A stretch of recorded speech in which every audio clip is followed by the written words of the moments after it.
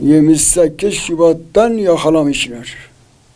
Aha 3 gün hiç haberimiz yoktu, yakalamış götürmüşler.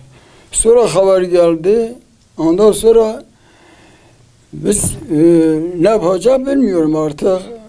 Yasak ettiler, evimize geldiler. Dedi, bir daha camiye gitmesin, ders vermesin Kur'an-ı Kerim. Kur'an-ı Kerim de İmam Hatibi okulu. O İmam Hatibi okulu devlet açmış, ben açmamışım.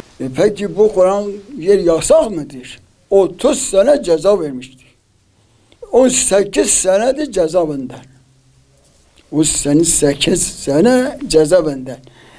Ben bir ay evlendirdim çocuk, yakalamışlar. Getirmiş cezaevine bırakmışlar.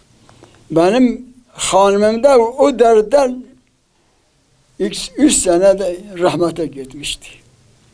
والله خدا تنه زانتن سوجي و قرآنه سوجي و نویزه سوجي و جامعه başka Allah biliyordu başka sözü yok. Tek namaz söz mü? Kur'an söz mü? Namaz söz mü? Amana davet hava sam de Mekke'te araya da girdin. Hengavara hafse da zina can cahil men ihtiyacım men wan derdan da mer.